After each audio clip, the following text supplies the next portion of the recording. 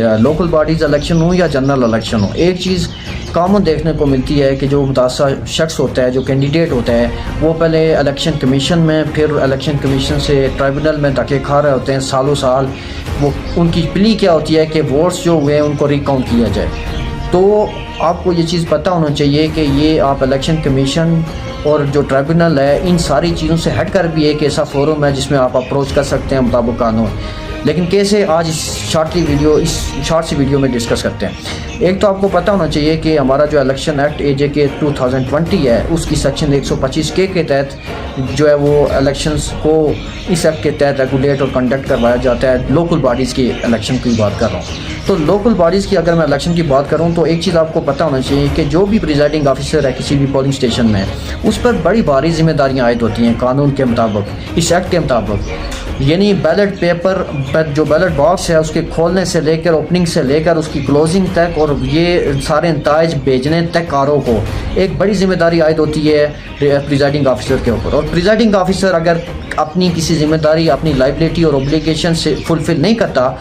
तो फिर क्या होता है कि अगर फॉर एग्जांपल वोट्स की जो काउंटिंग है उसमें कोई गड़बड़ करता है, काउंटिंग ठीक तरीके से नहीं करता, तो आप क्या कर सकते हैं, आपके पास फ़ौरन एक रेमेडी है, उसको आप हमेशा आपने अवेल करना है। आपको पता होना चाहिए जो प्रिजाइडिंग ऑफिसर है वो RO को वो रिज़ल्ट हमेशा भेजता है, बैलेट बॉक्स जो उसको क्लोज़ करके ये सारे रिज़ल्ट कंपाइल करके वो भेजते हैं RO को। तो RO क्या करता है कि उन रिज़ल्ट्स की सेक्शन 66 की तहत वो क्या करता है, रिज़ल्ट्स को कंसोलिडेट करता है। तो यहाँ पर आपने ये करना है कि RO जब तक रिज़ल्ट कंसोलिडेट करता है उससे कबल आपने एक एक्शन देना है। वो क्या है कि सेक्शन 66 की जो क्लास 5 है, सब क्लास A, उसके तहत आपने क्या करना होता है कि जो कंटेस्टिंग कैंडिडेट है, जो एग्री पर्सन है या फिर उसका जो पोलिंग एजेंट है, उसने क्या करना होता है कि एप्लीकेशन मूव करनी होती है before that particular RO returning officer के पास कि जनाब वाला ये जो वोट हुए हैं, जो पोलिंग स्टेशन में जो काउंट किए गए वो ठीक तरीके से नहीं किए गए, या कोई ऐसा ग्राउंड अलर्ज करता है जो RO समझता है कि ये रिलायबल ग्राउंड है, तो फिर यहाँ पर वो रिज़ल्ट को कंसोलिडेट नहीं करेगा, वो रिज़ल्ट को स्टॉप कर देगा, और स्टॉप करके वो क्या करेगा, वोट्स की रिकाउंटिंग करेगा। तो यहाँ पर मेन चीज़ होती है कि बजाय इसके कि आप बाद में इलेक्शन कमीशन में फिर ट्राइब्यूनल में जाएं, सबसे पहले आप ये फोरम उससे जो है वो दादरसी हासिल करें। लेकिन अगर फॉर एग्जांपल आप ऐसा नहीं करते तो फिर सेक्शन 81 जो है इलेक्शन एक्ट, उसके तहत आप इलेक्शन पिटीशन फाइल करते हैं बिफोर चीफ इलेक्शन कमिश्नर। 81 के तहत आपने क्या क्या करना होता है कि आपको ये पता होना चाहिए कि आपने दायरी करने से कबल भी आपने एक फार्म लेना होता है, जिस 10,000 जो 10,000 उसकी फ़ी होती है वो आपने जमा करवानी होती है, और वो जो फ़ी की रिसिप्ट होती है वो आपने साथ लगानी है अपने पिटीशन के साथ। और उस अपनी पिटीशन के साथ आपने क्या करना होता है कि जो जिन अशख़ास को आपने फ्रीक बनाया होता है मुताबिक कानून, जिनके ख़िलाफ़ आपको कोई दादरसी लेनी हो और रेमेडी आप जो क्लेम कर रहे हैं जिनसे, या वो लोग जिन्होंने करप्ट प्रैक्टिस की है, इलीगल कोई प्रैक्टिस की है,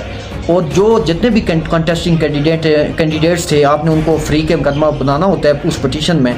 तो फिर पिटीशन दायर करने से कबल आपने उनको जो है वो नोटिस भी भेजने होते हैं, जो रजिस्टर्ड जो आपने जो एक्नॉलेजमेंट उनको भेजनी होती है वो भी साथ आप रसीद लगा कर आपने पिटीशन फाइल करनी होती है। फिर उसके जो कंटेंट्स होते हैं वो एक डिटेल एक चैप्टर है, और उसके साथ जैसे आप कोई भी आप सिंपल सूट फाइल करते हैं, कोई ग्राउंड अलर्ज करते हैं, पूरा एक प्रोसीजर होता है उस पिटीशन के अंदर भी। वो वेरिफिकेशन भी इसी तरह होती है जैसे आप दावे में वेरिफिकेशन, CPC जिस तरह पूरी की पूरी CPC का इतलाक होता है इस पिटीशन के अंदर। और वो जो चीफ इलेक्शन कमिश्नर होता है वो ट्राइब्यूनल को मेड ओवर करता है, वो डेलीगेट करता है वो पिटीशन आपकी। फिर जो ट्राइब्यूनल है वो आपकी इस जो पिटीशन है उसको समाअत करता है, फिर ऑब्जेक्शन मांगता है, फिर इसमें एविडेंस होता है, फिर उसमें कानून शहादत का इतलाक होता है। तो एक पूरा डिटेल जो है वो इसमें चैप्टर्स हैं जिसको अगर डिस्कस किया जाए तो ये वीडियो कम पड़ जाएगी। लेकिन शॉर्टली कहने का मतलब ये है, मकसद ये है कि आप उस झंझट से आप कह सकते हैं कि सालों साल धक्के खाने से बेहतर है कि ये रेमेडी आप किसके पास अवेल करें, रिटर्निंग ऑफिसर के पास, अगर आपकी सिर्फ ये प्ली है कि रिकाउंटिंग की जाए। क्यों